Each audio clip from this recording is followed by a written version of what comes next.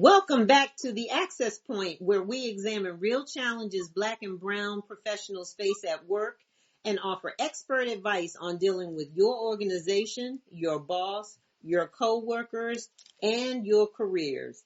I am Dr. Wendy M. Edmonds, and I am an author, management consultant, and interim chair in the Management, Marketing, and Public Administration Department in Higher Ed. My area of research is toxic followership. That's right. Why do people follow bad people? As a workplace toxicologist, I help you to dismantle the poison people bring to work. Now, I am not here alone. For those of you who may listen all the time, you know that I have a wonderful co-host, Dr. Lonnie Morris. Dr. Lonnie, let's roll. Dr. Wendy, thank you so much. It's always a pleasure to be here on the Access Point. I am Dr. Lonnie Morris, a management consultant and professor. I spend my time helping really, really smart people unravel crazy situations at work. My ultimate goal is to help you hate your job less. And that's why we do this work here at the Access Point. Before we get started, I want to remind everyone that you can check us out on Flipboard. Go to flipboard.com/@theaccesspoint. You get all the links to all the articles and studies and statistics that we referenced in today's episode and previous points. You all know that we keep it real here. We have a disclaimer. The thoughts and views expressed in tonight's discussion do not reflect the views of any organization with which the hosts or guests may be affiliated. Except for me, because today I said what I said, because this is the one right here. We are talking about meritocracy and performance reviews. There's so much, even in preparing for this, I was like, I cannot wait to have this conversation. And we have the perfect person to help guide us through this. Our guest today is Rasháanda Cook. She is the founder and principal consultant of Brave Path Consulting and Coaching. She's a former HR executive and an ICF certified coach with more than 25 years of experience in org effectiveness, culture intervention, change management, employee engagement, career navigation, talent management, and leadership development. With years of external consulting firm experience and a variety of management executive roles inside Fortune 500 organizations across a variety of industries, she brings insightful blended perspective as an executive, a coach, consultant, and a doer when implementing lasting solutions to the toughest organizational and individual challenges. I'm already excited. Her specialties include executive and leadership assessment, authentic leadership styles, leadership effectiveness, personality, self-awareness, executive presence, and everything else you hate about how work goes. She can help us do that. Welcome to the Access Point, Rasháanda Cook. Thank you so much. I'm happy to be here, excited, and looking forward to our conversation. Just like you, it's a hot, interesting topic for me too, and has been for a couple of decades now. There we go. So, and I want to sort of springboard off of Dr. Wendy's comment about helping people deal with the poison at work. Because this reminds me of what's the song BBD, like poison comes to mind when we think about this, right? Because over my career, and not just as an employee, but also helping other people when I've been mentoring or coaching folks, this idea of evaluating performance comes up all the time and how people deal with that. So I want to start us here. When we think about the idea of meritocracy in the workplace, I want to frame it in this definition that I saw from FinHub, posted this on LinkedIn maybe 2 or 3 weeks ago. So the definition of meritocracy in the workplace is that individuals should be rewarded and promoted based on their abilities, qualifications, and performance rather than factors like gender, race, or personal connections. So my question to you as we get started with that as the framing, I was trying to start with you, is meritocracy sort of this oasis in the desert? Because it reads well, but I was laughing at the end of the definition, right? So help us bring this into perspective. Is it even in the desert? That's one of my questions.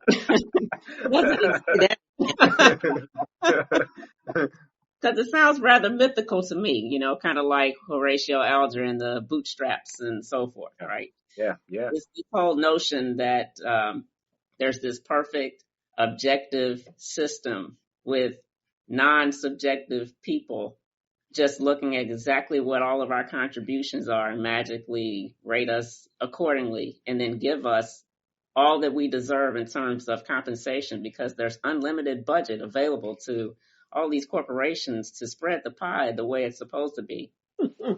Oh yeah, I saw that before. Doesn't quite work that way. Doesn't quite work that way. So, you know, my question really is, does that truly exist? You know, so we're kind of looking for this perfection, this utopia. I say that it needs to be fair and we need to get as close to fair as possible. We're always talking about this country in the terms of perfect union, but you know, you're never perfect. So it's a striving towards, if you want to take that objective, optimistic view. Yeah. I say the same thing kind of exists here in terms of will you ever reach this perfect meritocracy, but there's a lot of room for improvement of how it's so opposite of that in some ways and very much relies on and includes social capital and, you know, the who you know, who you're connected to, whether you have a sponsor in the room versus a mentor, which we can, you know, talk more about that, someone who can create opportunities for you. And represent you in a performance conversation versus someone who just kind of gives you advice along the way, you know, a mentor. So, you know, for me, it's looking at the system, the people involved, and the process. And a lot of it's far from ideal. You just start there. Hey, that's a great place to start. Dr. Wendy, what are your thoughts? Yeah, that's so cute. That's so it's just not real. When I think about that definition, it is fluff to help you to palate what the real cost of sitting in front of someone who is going to evaluate you and you are so prepared, and none of that is really going to matter because of all the things that Rasháanda said. You're not connected for one reason or another, not necessarily because you've not tried to make the connections, not because you've not tried to network, but it could be simply because you worked hard. You come to work to do your job and you really believe that that's what you're going to get rewarded for. Yep. Yeah, you can see me smiling. Go ahead, Rasháanda. You have something else? I was going to say that I actually had a boss at one of my jobs, African American boss, and his boss was the president of the business unit and really liked him. So he actually was a sponsor. He went a step above mentor. He had the same kind of financial background, so he connected with my boss. And he went to my boss one day and he said, see, you know, I know you think that just getting your job done is all that you need to progress here. And a lot of people in your situation think that you just come in here, knock it out the park, and then you're going to get what you deserve. But it's just not how it works. And he literally just said that to him flat out. Wow. Yeah. That type of transparency is amazing. It's rare. You let the cat out the bag. Yeah, that's really rare. Very, very rare. And it, again, here's the power of a sponsor who liked him enough to say, you're going to have to start doing some networking. I'm going to introduce you to people. This is just part of the game. And you're going to have to accept that it is a game or there's consequences to not doing so. I love that. And like, so I'm almost speechless because I don't know that anyone in any organization where I've worked has been that brave to come forward and say that in that way. So let's follow that here, right? Mm-hmm. I saw this on, let me see, the Harvard Kennedy School did something. They have a site that the Women in Public Policy program runs, and they ran this piece last week called The Paradox of Meritocracy in Organizations. And it actually is based on a study that came out in 2010. But here's what they found, that purely merit-based evaluations can actually accentuate bias and stereotype considerations. So they ran this experiment. I love experiments. They ran this experiment where they had people assume these roles of managers. So they created fake organizations, fake profiles, and said, you're going to be the fake manager. And they gave people profiles of fake employees. And when they did this and they asked people to decide who gets, who gets bonuses, they had some in the experiment that were told to use meritocracy as your basis, right? To do this fairly, everyone based on their work. And they gave other people other advice. If you have discretion, do it. When they used meritocracy, what they found is that the managers gave men higher bonuses than equally qualified women with the same experience, same credentials, and even the same supervisors. Surprise! Right? And so when they didn't do that, and they didn't emphasize everyone has to get this fairly, that women actually received higher awards in the experiment. So my question to both of you is meritocracy counterintuitive? No, I'm just thinking about how, I mean, it's nothing out of the ordinary that the men, based on meritocracy, whether they worked harder or not, that was how they were going to reward them. But when meritocracy was not emphasized, they saw other values that the women brought to work, right? That needed to be recognized as a means of being evaluated on. That's how I see that. That there's other things that we do that may not be included in the job description that should have been included to get them the rewards or the evaluation that they deserved. Now, I'm going to tell you, and I want you to respond to this too, Rasháanda. I'm going to tell you why that's so important to me, Dr. Wendy. I want to give a shout out right now to all of my former work wives, all the people who looked out for me when they knew the boss was coming and I wasn't around, or somebody said my name in a meeting or dropped something or threw me under the bus. The people who said, Lonnie, everybody here doesn't have your back. Yep. This person already laid the groundwork for X, Y, Z to happen. So that's the thing you're talking about, Dr. Wendy. The people who are creating space for me to feel safe, protected, and to belong that isn't evaluated in this process. Shonda, go ahead. That's risky. That's Yeah. risky. It is risky. Yeah. You do have to be willing to step out, but we always seem to in this caretaker type of role. But there are men who step into that space from time to time. At least, I gave you one example, rare. Yep. Color often, That's right. will do the same. So we think. That's good. Go ahead. No, I said that's good news. Mm-hmm. Mm-hmm. Yeah. So we said this doesn't really exist in the desert. It might be mythical, and it's probably counterintuitive.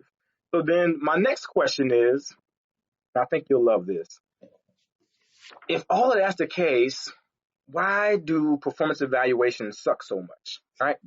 Saw this on Gallup. Gallup did a study. This has been a couple of years ago, but it was important because it came back up in some things just last week.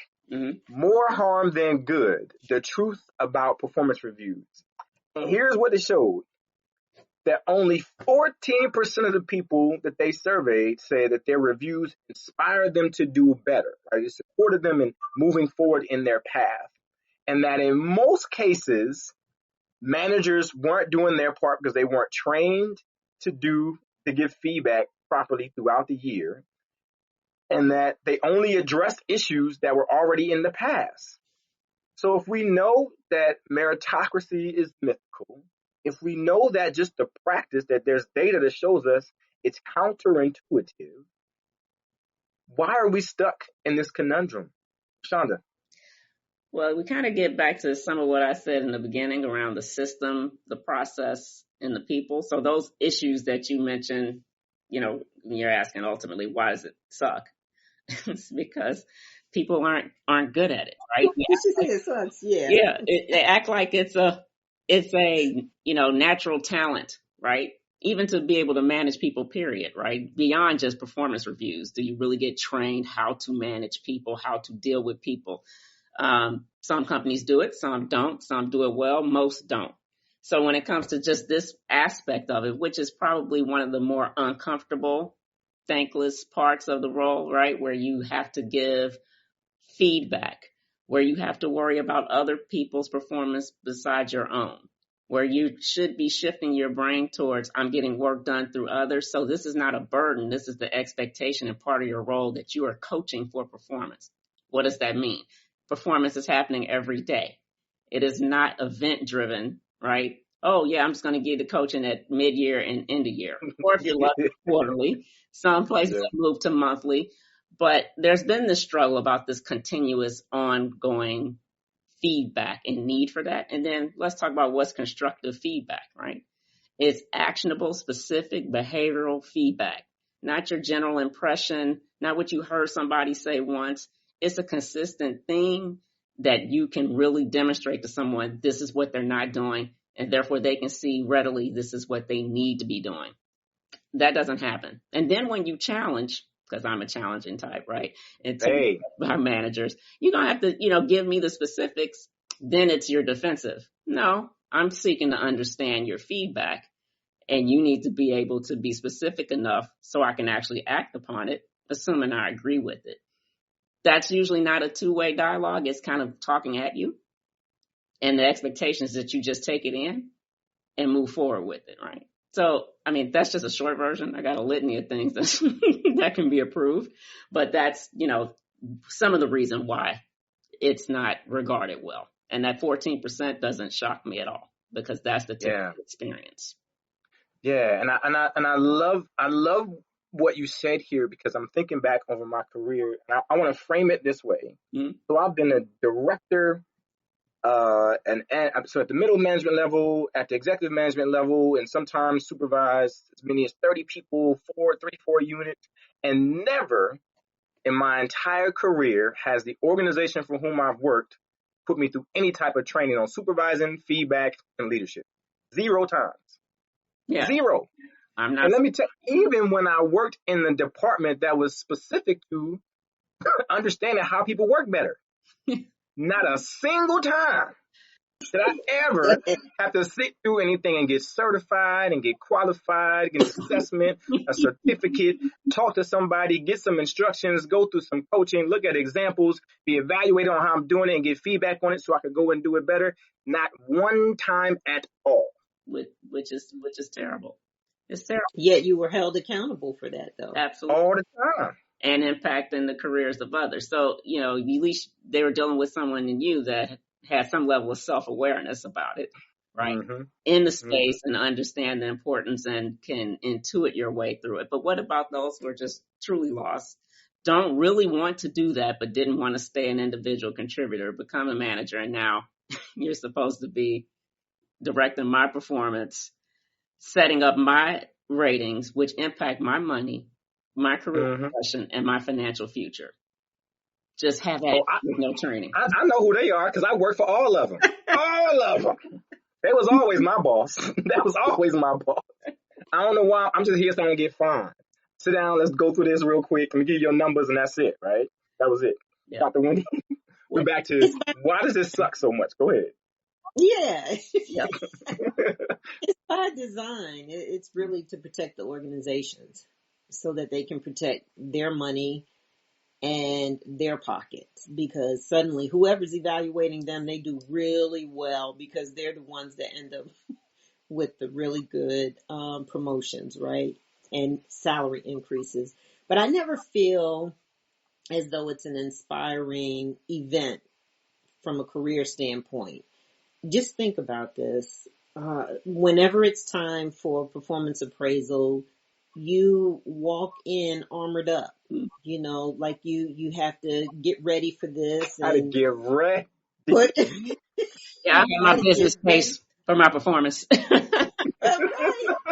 You can't talk to anybody. You have to tell everybody, don't call. I'm concentrating.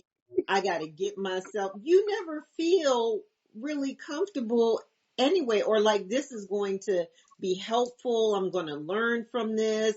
I'm going to be able to share all of the wonderful things I've been doing, and it's going to be accepted. I've never felt that way going into a performance appraisal or performance evaluation. And then in the end, only to find out no matter what case you make, no matter what you say about being clear, it's always, but you got the average. What's the average? 2%. And I'm supposed to be happy about that? Well, that's what I call, it's hard to do meaningful differentiation with a meager budget. So that's one of the system issues. Right. A meager budget for everybody other than the very top.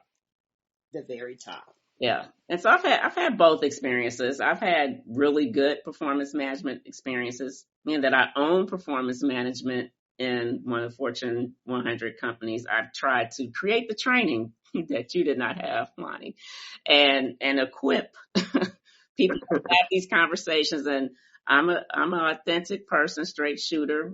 One of my nicknames is Straight No Chaser, right? So I try to have that kind of, this is how we should have performance conversations, right? You know, there was kind of this movement at one point, to your point about it not being inspiring, around like positive psychology. So don't speak to weaknesses or challenges, just speak to strengths. I'm more of the school of thought, everyone has challenges, everyone has strengths. Let's talk about the whole picture. Then let's be smart about how we can move forward with that full picture, right? Is it a matter of you mitigating challenges, or, you know, playing more to your strengths, and some of those strengths happen to address the challenges? Something over here that's not a big deal, even though it's a challenge, is not critical to your role. So maybe we don't over rotate on that and we do something else. But, you know, the bottom line is about meaningful conversations, and then conversations that lead to people believing they're being fairly assessed, right? I've had that. And I've had that where I've been rewarded appropriately. Then I've had that, but the money wasn't right? Then I've had the other version of, you know, for lack of a better word, bunk. You know, you just come in with something like, or an example, hey, Rasháanda, there's been some feedback on you in this meeting. You know, someone said it was a really depressing meeting on what we're doing with the engagement survey. I'm like, oh, depressing? Yeah. Already starting. And this person also is a trained psychologist too. I said, how many people told you that? Because that call had like 70 people on it. Well, I heard, I think this person who told me heard it from one person. I said, what would you like me to do with that? And I said, like, really? Good response. This is the only time that you've ever heard that in the 6 months that we've been working or 6 months or a year we've been working together. You heard it from one person out of 70 people on the call. Did you talk to anybody else on the call to see if they had the same impression? Well, no. I said, then I'm sorry. I can't do anything with that. Now, everyone's not going to do that, right? There's a consequence to being straight no chaser, right? But I'm like, I will. Sign me up. Yeah, I'm like, you're not about to drive me crazy. So whatever consequence with that, you're not playing that game with me, right? Well, it actually had a good impact on her, because she said, you know, you're right. I don't have any other feedback. Oh, fine. Now, I know it bothered her, but she let it go.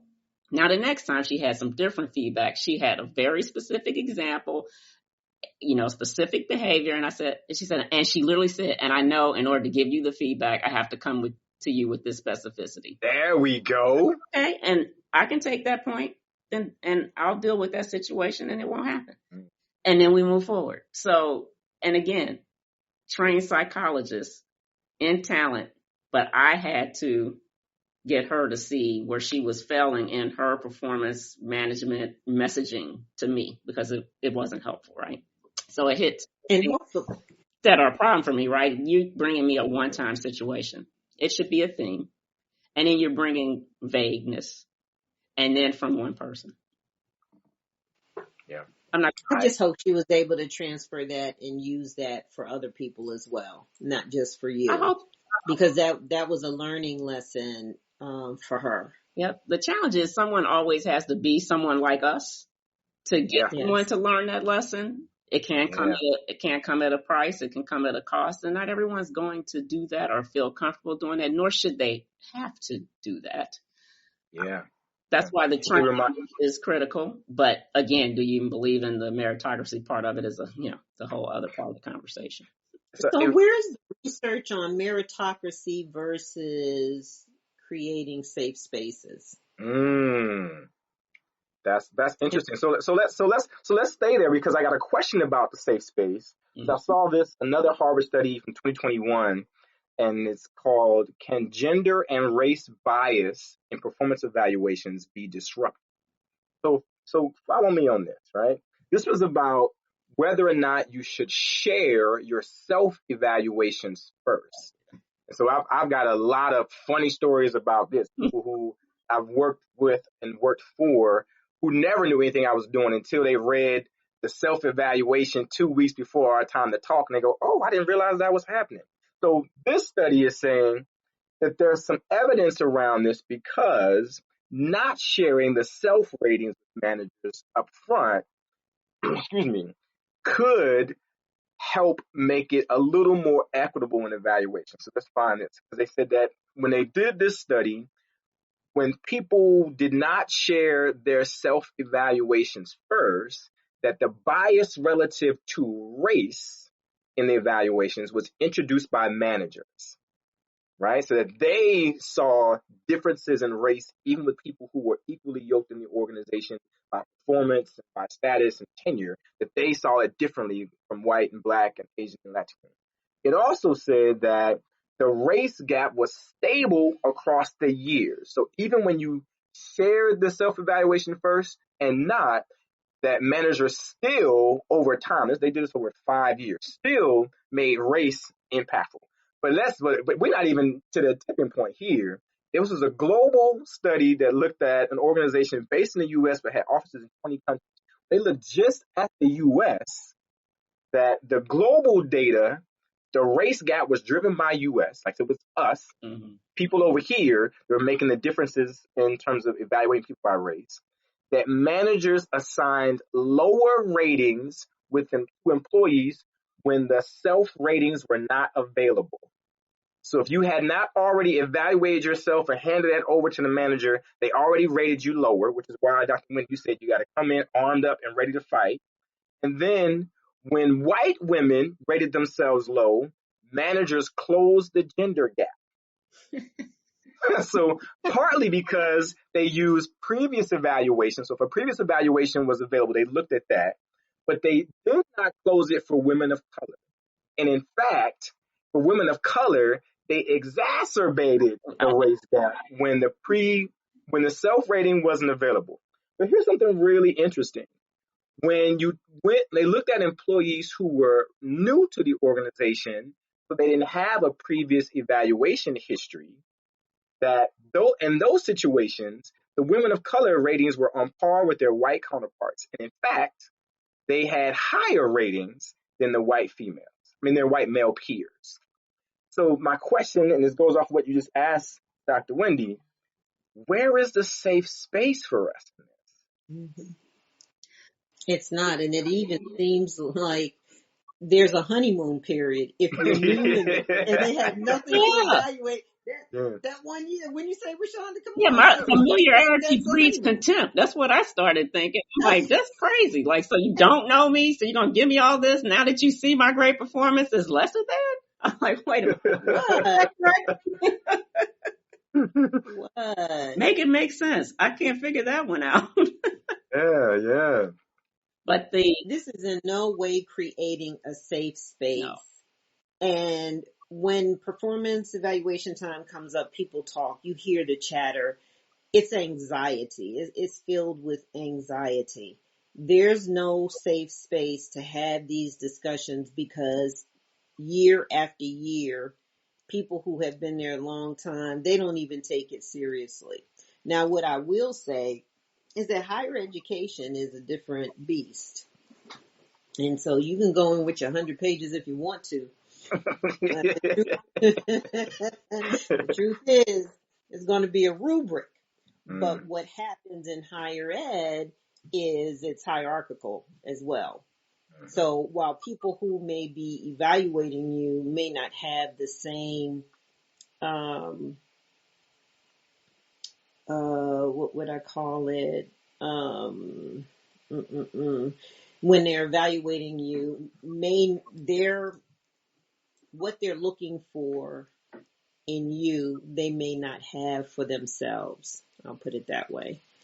And that can also create a space where there's more anxiety than safety. Yeah. In corporate America, my experience was very different. Mm-hmm. I've had the good, the bad, and the ugly. Yeah. And what I will say is that while the good should be what sticks with me, it's the sting from the shock and the pain of working hard and thinking I'm going to be rewarded. That was the lasting effect. Yeah. Yeah, of course. I mean, that makes sense that that's what you would remember.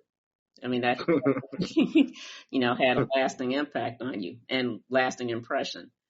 I'll say in general with this whole notion of, submitting first, I know the intent, and I have different opinions on it, but the intent is, your performance best, even in an ideal situation where you have a manager that's paying attention, right? Because they're not with you constantly. So this is your quote unquote opportunity to lay everything out. That aspect of it, I like, right?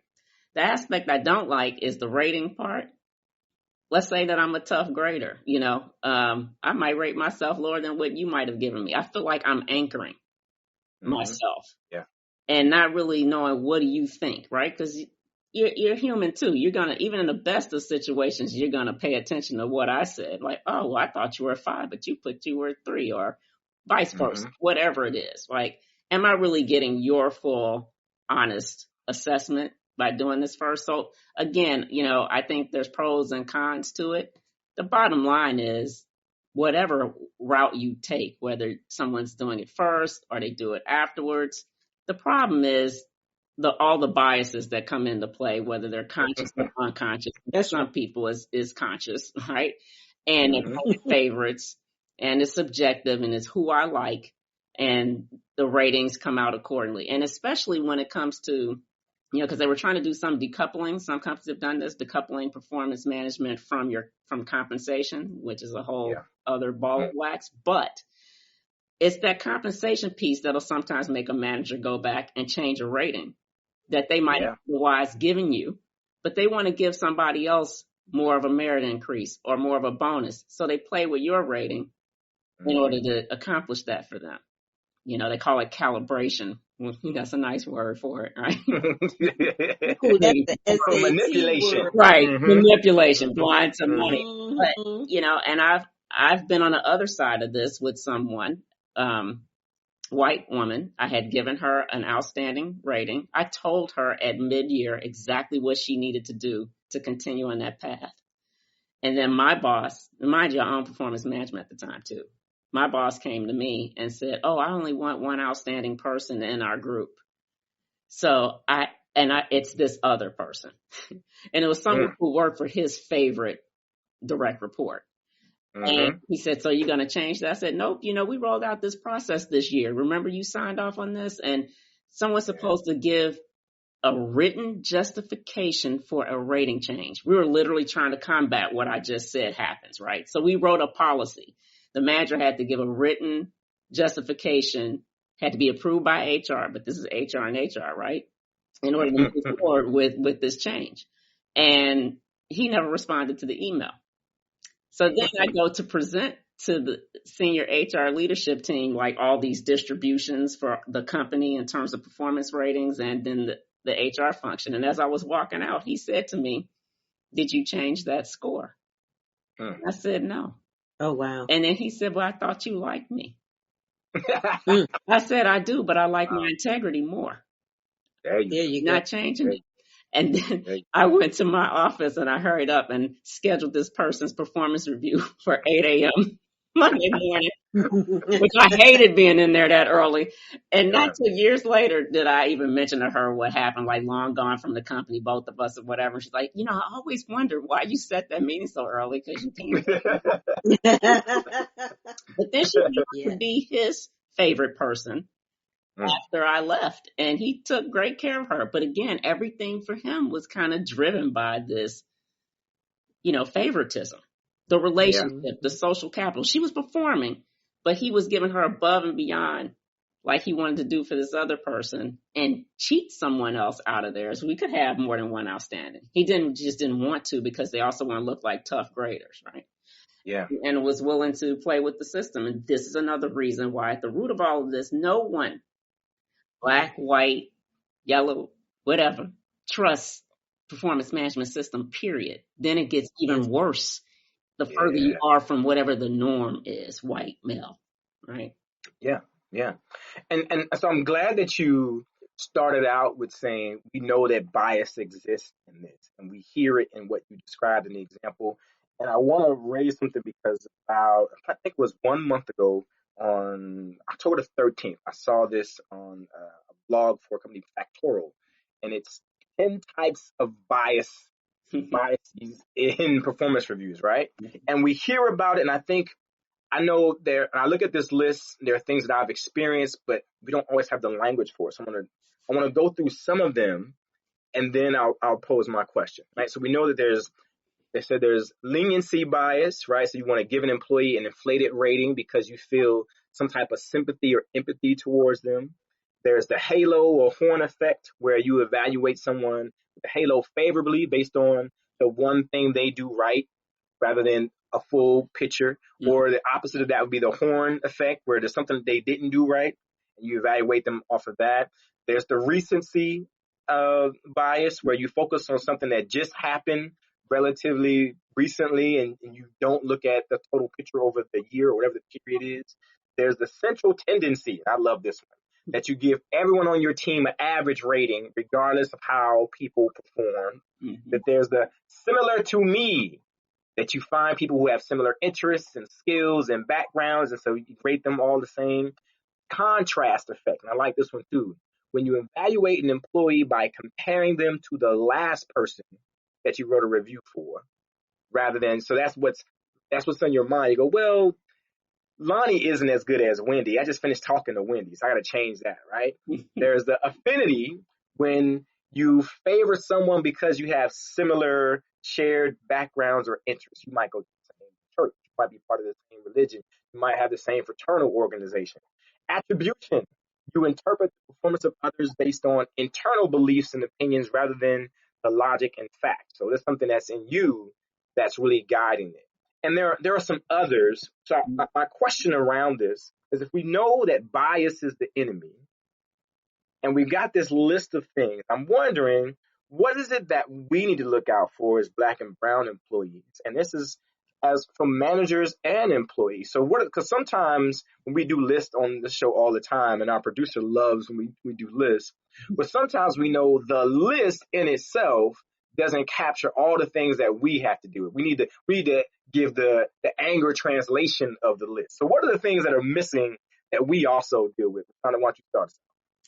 Yeah, culturally, right off the top of the head, like if you think about Black men, height, intimidation, deep voice, intimidation. Black women, passions translated into argumentative, conflict loving.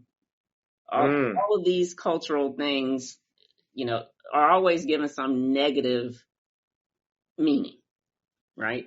And then this comes into the realm of not a good fit, right? That's that catch-all. And then in that section of the evaluation, where you could be knocking it out of the park and all these objective goals, but the how, now all of a sudden that's a problem, because it doesn't fit their norm of what it should be, and they've assigned this negative value to it, so you're not fitting with their values. And so you have to look at all of these things, but then there's this extra cultural piece of how they perceive you. And then they want to make you own that. And they tell you perception is reality. My response to that is, perception is someone else's reality. Unless you tell me it's a ton of people, then I know I'm the common denominator. Until then, that's your reality. I don't own that. But yet it's impacting you, right? And you're only lucky if they're telling you that. It's usually not being told that directly. It just comes out right? Right. Right. On the slide, or someone comes and tells you, oh, they described you in the meeting as kind of, a little combative, not as Mm-hmm. aggressive, that's Mm-hmm. one of the words, right? Mm-hmm. We have to pay attention to all of that. Then you have to decide what you're going to do about it, right? Because then it's that pull between your authentic self and the mold they want to fit you in. And, the thing my parents always told me is, look, you can do all you're supposed to do and still not get what you deserve. You better decide who you're going to be, where your lines are, what your values are, the consequences you're willing to live with, because what you don't want is to end up bitter when you've traded off pieces of yourself, trying to extract the value you've earned, and then you don't get it, right? And we have to be thinking like that all the time. Dr. Wendy. You summed it up right there. Just drop the mic behind the perception is reality, or it's someone else's reality. Mm-hmm. Mm-hmm. It's so wild as I'm sitting and listening and reflecting on my own experiences and things that I've talked about. I remember a time I could probably go through each of those things listed in bias and identify one or two times I've experienced that. And I remember going into an evaluation with my supervisor, maybe this is a decade, maybe 15 years ago. And she brought up something that happened easily 6 months ago and said I wasn't. So she rated me from being a team player as it was average. It was average. And it was because at one time, one meeting in the middle of a very stressful season for us, and I'll tell you how simplistic this is. There was someone who came to the meeting. This is one of those times when you are reconciling information across offices. And so we're all working in our own units to do this stuff and bring it back, and we're running reports. We all come to this meeting that we all had to do every day for 2 weeks together. And there was someone who came to the meeting from their unit, and they didn't have all the information together, but they had it on these note cards. And they were individual note cards. And what they asked was people to help alphabetize the note cards in the meeting. And dropped that. And my boss, of course, was chairing the meeting and asked if people would help. And when she looked at me, I said, well, are you telling me, or is this a real request? Because I would prefer not to help to do that. And she said, no, it's just a request. So I didn't. And now here's the thing. Everybody else in the room was helping with the index cards. But in the moment, I know how hard I work, all the stuff we're putting in computers, the things I'm doing in my office, with this office and that office, helping people. When I come here, I want to talk, get it done so I can go back and finish doing the work. I don't want to come here to sit and alphabetize cards. And so I declined to assist with that. So that's of all the things I've been helping people all year long. When we got to my performance evaluation, she said, oh, you're not really a team player. Remember that day? Exactly. Remember that day? At one time. Now, she never said anything to me after that meeting about it. Never brought it up any other time. But 6 months later, she goes, remember that time when you wouldn't help us alphabetize those cards? Yeah. You're not really it was on page 37 in her notebook. Yeah, horrible. And that's one of my rules in my training. No surprises. There's a problem. You address it real time, right? But she wasn't really honest anyway, because obviously it wasn't a request, like, a suggestion. She judged you for it. She should have been honest about that, right? No, I want everybody to do it. No, I want it to be your choice, and then I can come back and. What about the times when that's not you're expected? Right, that's not safe. How about when you are asked to be innovative and to be creative, right? And you do that all along. And then you have that one person where no matter what you do to be creative, everybody gets the same rating. What people were not creative at all, did anything at all, and here you are just tearing it up. And you get the same thing that everybody got across the board. I think I saw that in there. Central tendency. It's on that list. What is it called? Wait, what is it? That's called the central tendency. That's the one. That's the one. Everyone's there. Yeah, but we want you to be creative. We want you to be innovative. All the buzzwords that sound so good, that motivate you, all of those theories you learn in class that they do to you, and until it's performance review time. Yeah, absolutely. And some of the reason the process is bad too is just lack of clarity on goals, lack of clarity on the definitions of these things. Like, let's say innovation and creativity, right? Nobody asking everyone to be Mozart or Van Gogh or someone like that. There's all kinds of creativity and innovation, right? And some people have this certain perception. They haven't, or definition. They haven't communicated it to anyone. They've got this crazy standard. They drive you crazy about it. And then they can't even tell you, anything meaningful around differentiating the performance across others. They just have some absurd standard that they're judging everyone. There are those tough grader types, and then they're clueless. I mean, there's a spectrum, and then, everything in between. If I want to be generous, let's just say someone doesn't even know what they're looking for. That's right. Or they have a definition from a competency, but they hadn't been paying attention. They hadn't been looking all along to see if you're doing these kinds of things. Again, could be compensation coming into play too. Well, okay, Dr. Wendy, you did some little extra stuff, but I don't have the money to really say that, so I'm just gonna leave. I wish I had the money. Yeah, I mean, there's so much challenge in performance management from top to bottom, because it's really it needs to be a thoughtful process. And these companies moving fast, and they're not taking the time to do this. And then you complicate it with life biases. I'm sure if we had 10, they're probably 50. Right. It's a whole bunch. Let alone poor systems and subjective people.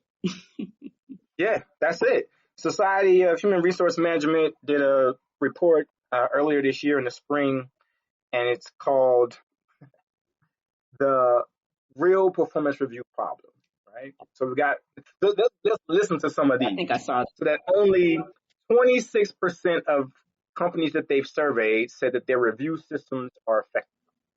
95% of the managers surveyed said they are not satisfied with how their company does performance reviews. Only 44% of the managers that they surveyed believe that the evaluation system in their company drives employees meeting the organizational objectives. Only 31 of the managers of the people they surveyed believe that the evaluation system supports employee career objectives. Less than half of the managers believe that the organization is effective at evaluating performance of employees, and only 1/3 of the employees believe that their performance is evaluated fairly. My question to you, ladies, and we'll start with you, Dr. Wendy. What is the holdup? Where is our disruption? Where is the Uber that came to stop taxis? Where is the Airbnb that came to stop hotels? What is happening here? We know that these problems exist, and clearly everybody hates it, right? Why are we still stuck here? I'm going to go back to what I said before. It protects the organization. They are not putting effort to make that change, because to make change, first of all, is going to take training for all the people that when consultants come in the organization, they say, my people need, right? And they're the ones that need to be trained. It should be very specific about that whole performance review process. And then, also when I think about the performance review, creating the safe spaces, you're talking about from an organizational standpoint, a system standpoint. That's going to be costly, and they're going to build that in or not, or consider that as a reason why they don't do that, or they'll try to do it with some virtual attendant that doesn't have any level of empathy. You know how people respond to online anything. And that scares me, because we already saw here that they already hate Black women the most in this evaluation. So if you take the person out of it, and we already see that is extremely biased and harmful. If we just do AI on this, what happens? Well, so the human factor Yeah. piece, right? And it's Go ahead, Rashaanda. interesting you say that, like if you take that out, the things that I saw when I was still in the performance management space, they were trying to move to no performance ratings to kind of get people off this whole grading mentality and more focused on just improving performance and output. And then some people wanted to get away from this whole system, like you said, like it's broken. So let's just get rid of it. Now, I don't have the answer, but I do have the concern and question like, okay, this doesn't work well, but I know this Black woman is going to be worse off if nothing is in place. Come on. So I don't know what needs to be in place. Like you said, what needs to be the next iteration, but it's not nothing because the bias will be even more rampant because you don't even have to take it through a filter like this system to prove anything. No one would ask you a question. There's no rating. You're just paying people however you want to pay them. You never gave a rating. I'm giving their feedback. What can I even hold you accountable to? There's not even a document, an evaluation. There's no way for me to prove you're rating me this way versus the others. These studies, you couldn't even have them, right? Because you wouldn't have the evaluations to look at to see the discrepancy. So while, corporate is struggling with it and some of these companies are trying to get rid of it, I feel like that's a dangerous direction for those of us who suffer the consequences of these biases, whether they're conscious or unconscious, subconscious, whatever you want to call it. Yeah. But I don't know the solution, right? Other than improving what we have, but I'm sure there's some radical disruptor, like you said. Yeah. And the most that I've seen is the more frequent, like we're doing more of these pulse surveys, like the more frequent conversation around coaching and the expectation, and then kind of tying that to a manager's, leader's bonus, that these things are happening, but that's not as disruptive as you're talking about. And I do think we need something else. I also think that there are external factors that are built into that. So to make the right decision, there's pressure for leaders. Just like you said, the favorite. There's some risk to make the right decision that people at that level may not be willing to compromise. For sure. So that could be a huge issue. Oh yeah. Right? And so making the decisions that we would like for them to make, they're not going to take place. Well, that's why my company's called Brave Path, because not many people are on it. And that's why I'm external, because I want to work with those who are. And we all have those moments where we're not courageous about something, right? But, that can't be where you dwell, right? If you're in those positions, you get paid to make the tough calls, to take risks, calculated, but take them. But a lot of people will go the safe route, back to their own psychological safety, right? And what's driving that. And a lot of that is the culture. And whether it's punitive to do anything different beyond the fact that, people may not have the motivation to do it because of their bias. If they do, they still might not do it, to the point you just made, because they don't feel safe enough to do it. And as we wrap up, I'm reminded that Dr. Wendy and I did a book, it's been 2 years ago now, called When Leadership Fails, the individual, group, and organizational lessons from the worst workplace experiences. And guess what I wrote about? The dreaded performance appraisal, right? So I wrote about all these things that I've gone through, and including, and I'll tell this other short story about this, going into a meeting with an evaluator, and it's the Likert scale that's 1 to 5, right? 5 is the best, 1 is the worst. And the person starting out by saying, I don't give anybody 5.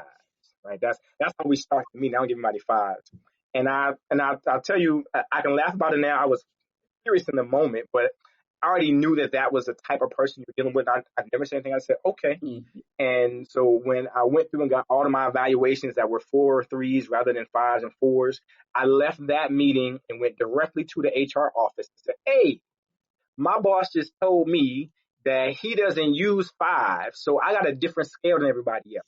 So my scale is from 1 to 4, and you can go talk to him about it later. I just want you to know when you receive my document, it's on a different scale than the one that everybody else in the other places uses, right? Love it. I love it.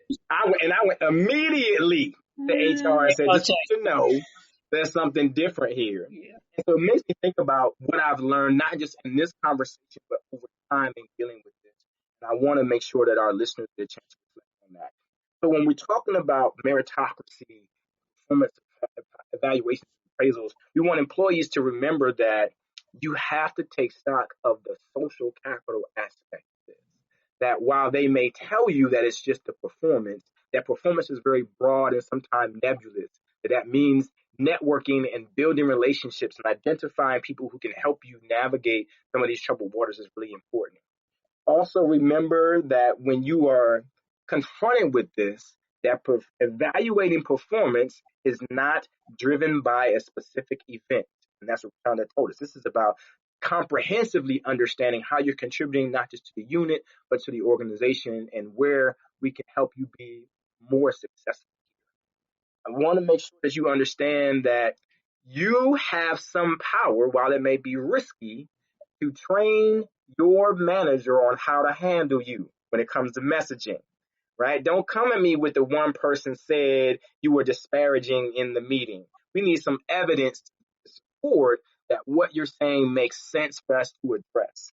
And I want to make sure that you understand, as with everything in life, that there is a honeymoon period in this. The data show us that if you can get this done in the first year before you have a history of evaluation, that's the best time to do everything. So ask everything at that time and push and push and push. Because once you have an evaluation on from which they can refer, things might change. For managers, leaders, and supervisors, we want you to ask yourself, how are you using your sponsors? Are you brave enough to show people what's really needed to be successful? Are you having the courageous conversation? Are you telling them that, yes, your work is important, but these other things are necessary here?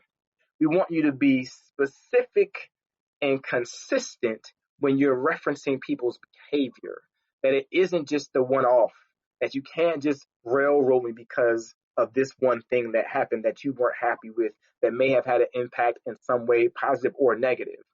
We want to make sure that you understand when someone is questioning your evaluation of their performance, that is not necessarily being defensive. That is about creating a two-way street where communication is healthy and we get to understand each other and our expectations of how this comes together. We want you to take stock of how you're making people feel about going into the evaluation. Are they excited to talk to you about their performance? Are they preparing for war, as Dr. Wendy explained to us? How are you painting the full picture of people's contribution to your organization? It is not just about strengths. It is not just about challenges, but there's something holistic about evaluating how people show up in the space and how they relate to others and how that moves your work forward. Qualify information. Don't come at me. I'm sorry. I'm about to jump into Lonnie mode, not Dr. Moore, not Dr. Lonnie mode. Don't come at me with what he said and she said. You know what I'm saying? Like, Right. That's right. don't just use one voice. And I love this, Rasháanda. I want you all, those of you who are responsible for things for other people, ask yourself, am I calibrating or am I manipulating? How are you using the data to support success of the people that look to you for this guidance, that look to you to perform this, even for the organization as a whole? How are you assessing people's cultural backgrounds and getting away from the idea of they are not a good fit because he's too tall, he's intimidating, he's aggressive? On groups and teams, and I love when we get to talk about groups and teams, I want you to question with your peers and your coworkers, how do we promote meaningful conversations around this? We always talk about here at the Access Point that there's power in numbers. And so if you can come together, and that might not just be in your department, it might mean across departments, across units, across business units, across the hierarchy. You're talking about empowering people to have meaningful conversations about their performance. Are you creating safe spaces for your team members and your peers to talk about the things that bother them in this process, the things they appreciate in this process, the things that need to change in this process? Are you challenging the values that the organization exhibits, and sometimes particularly that the manager exhibits around this, right? Because I know I've experienced that there are times when, the example I just gave, when the person who is performing the evaluation has a different idea than was intended by the organization and the people who designed the process, right? So I don't give out fives, but that's not your choice. Like, that's what we said. And I want you to unpack the language collectively. When people are saying this about Lonnie, he's aggressive in meetings, what do they really mean? When they're saying Dr. Wendy is combative, what are they really saying? If they're suggesting that Rasháanda's report is intimidating, what are they really trying to get at? And so use the power of community to unpack that. From an organizational perspective, consider this. Is meritocracy mythical in your organization? Is it a reality? Or is it the unicorn we're trying to get to that doesn't really exist? Rasháanda told us the question, are you striving toward the perfect union? Are you assuming perfection? I want you to walk through the bias, speak it, address it, let people know. Here are the types of bias we know can show up in this process. Give people the language that empowers you to have meaningful conversations about it and also to dispel it. I need you to really, really consider what fluff you are feeding people to help them digest the reality of this idiosyncrasy.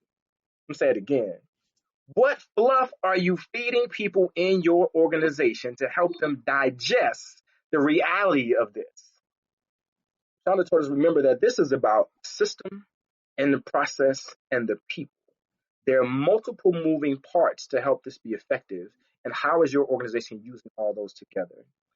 I laugh at this one when I think about it, that we know, and Dr. Wendy reminded us of this, we know that performance evaluation is poor by design to protect you. We know it's poor by design to protect you. We want you to question from an organizational standpoint, from strategic leadership, who and what are you protecting? When you're asking people to perform these evaluations, question, are you seeking meaningful differentiation but only providing meager budget? Seeking meaningful differentiation but only providing a meager budget. What we know is that you put your money where your mouth is. What systems are in place to help people communicate clearly about this? Because your idea of innovation and how to evaluate me on a 1 to 5 scale must be the same as everybody else's. It must apply in a universal way to help us make sense of this. I want all of you that run organizations, that manage talent management, I want all of you to consider if you can be the disruptor in this space, because we need a disruptor. The answer we know is not no performance evaluations. We hate that. So get that out of your mind right now. The team here says we hate it. And then lastly, I want you to think about what pressure are you exerting on your leaders in the evaluation space? What pressure do they feel about people? What pressure do they feel about money? It is your responsibility as an organization to address that. As always, there are so many things to consider with this, but we know that some of you will act like we never say anything. I want you to address this. Rasháanda, if you are not paying attention to any of the advice that we offered today, what is the black or brown tax that you pay? What is the cost for not listening to us today? Rasháanda, what is that? Well, there's a financial cost first and foremost, and the cost to your career progression. That's the key. You don't have to implement everything. It was a laundry list. It's a lot. You can pick and choose a few and create a strategy, but that cost is to your personal progression in your career and your financial progression, and that has implications for your family and for future generations. So Yeah. The consequences I love can be dire to do nothing. You still may not be able to impact the outcome, but you can live with yourself if you know you it. tried to do everything that was in your control and in your sphere of influence. So it's also a Yeah. matter of your own integrity and self-concept. That those would be the taxes to me. I love that. Thank you. Dr. Wendy. Right. So don't go in armed all the wrong ways. If Mm, you don't take heed to the information that was provided for you, you might go in with all the wrong weaponry, with your mm. 100 pages, with all of your proof of your good projects, everything that you've Mm, been doing all along, and none of that matters, except that you know how to challenge the company's values, except that you know how to respond when they say certain things to you and try to snag you on. One person out of 70 people mm, made one mm, comment, and I mm, remembered that. I remembered that just for this moment. mm, If you are mm-hmm. not skilled in knowing how to handle that, it's going to make a bad impression on your future for your career because you will remain stagnant. They will know for sure that you're the target to stay at below average to average. And the average for the company is that 2%. Wow. And for me, I think there's a code of ethics, right? It may not be a written ethics policy around it, but from where I sit, this is about doing the right thing for the sake of doing the right thing. What we know is that people model behavior, people repeat behaviors that are modeled for them. So the cost and the price that we pay is if we don't start to do it right, the people that come behind us will experience the same types of things. Because the bosses, when I talk about all the people that I've worked for and how terrible they were at this, they were only terrible because the bosses they worked for were terrible at it. And the bosses that they worked for before them were terrible at it. So people are only modeling behavior that was set forth. So if you don't take some of this and begin to implement it in your own life, cycle continues to repeat. It is always a pleasure to have these incredible conversations. I want to thank you for joining us at the Access Point. We discussed so much, and let's keep this conversation going. You can listen to the Access Point wherever you get your podcast. Remember to like, share, comment, and subscribe. If there was something that we shared that resonated with you, have a lingering question, as an aha moment, or you have thoughts for future discussion, use the hashtag #TAP Reflections across all your various social media channels to let us know.